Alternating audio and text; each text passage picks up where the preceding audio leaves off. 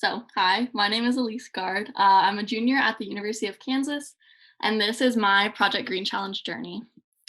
To start, there were two main events that kind of sparked my passion for the environment. The first was a job in a school garden that I got in 2014. I've been working there for 7 years. I was in eighth grade, but it really sparked my passions for, community, leadership, youth empowerment, food justice, and just growing food in general. The next event was a trip to Costa Rica I took in 2017. This trip totally changed my life. It just put everything into perspective.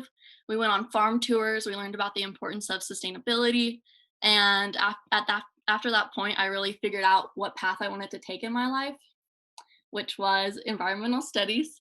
So right now, I'm major in environmental studies at KU. The only thing about this major is that it can be pretty depressing. They told me on my first day of class that this is going to be pretty depressing. We learn about the problems, but not exactly how to solve them.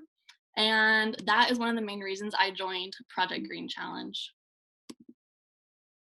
So I really just joined because I needed some hope away from everything I've been learning. I wanted to learn how not only I could change as an individual, but within my community. And that really was, an interest in learning more and the curiosity to learn more, along with what I'd already been learning through my curriculum in college. So the transformation as a result of Project Green Challenge was really great. And among many other things, I learned I can actually make a difference. PGC gave me that motivation to not only educate others, but work within my community and work with my community to enact positive change. And then going forward, since Project Green Challenge, I've changed my practices, such as, spending more time outdoors. We're having a late winter, so I've been able to do that a lot, and it's been really amazing to just make that connection, especially since it's so beautiful, since it's fall. Um, I'll be the first to admit that unfortunately I'm a bit of a cheapskate, but since Project Green Challenge, I've been focusing more on reading labels, looking at packaging instead of just going for the cheapest product. And I'm saying, is this business, supporting workers? Are they supporting the environment? And that's been really great, a really good change. And I feel a lot better using my dollar to support good businesses rather than just the most conventional one. Next, I would say eating clean has been really great for me. I was vegetarian moving into the project, but since then, since the challenge, I've been working a lot more about getting better at cooking my own food and cooking it with good ingredients, because when you put good things in your body, you just feel great. And, obviously the 30-day challenge inspired my CAP project. So I'm going to be working on this climate action project. It's an annual garden bed, which is a small part of a larger project, which is the Free State Permaculture Garden. So here's the general plan.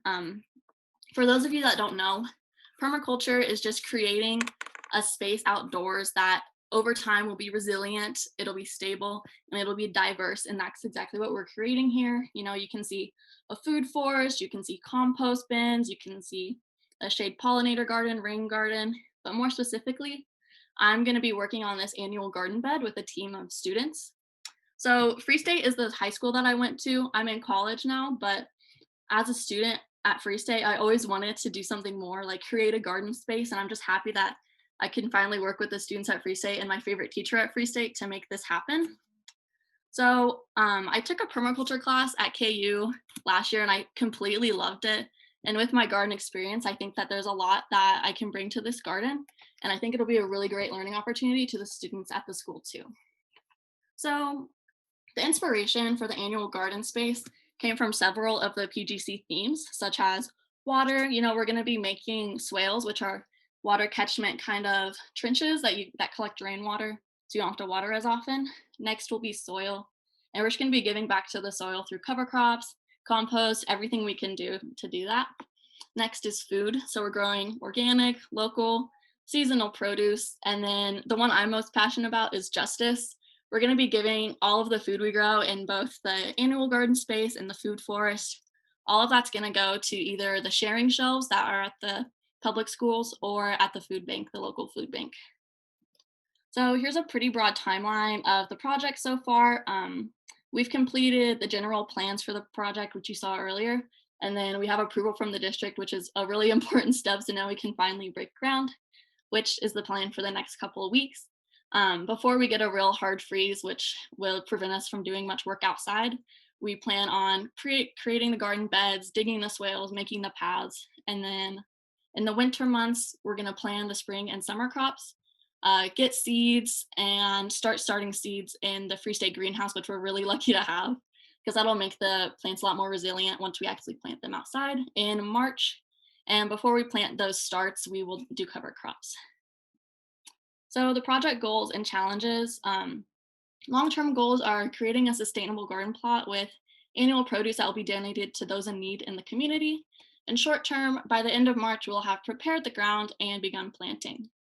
So the biggest challenges I think will be funding. We have to buy trellises, tomato cages, mulch, seeds, all of that. But we're working on grants. We're working on getting cooperation from the school for that. And then another one will just be getting started before this freeze. We don't know when the winter temperatures are really coming, so we're just trying to get as much done as we can before it really gets frozen. And then safely having work days. In my city, COVID is getting worse right now, so it's just going to be a challenge to get enough students on board to come help out. Although we will be safe with hand sanitizer, masks, and social distancing.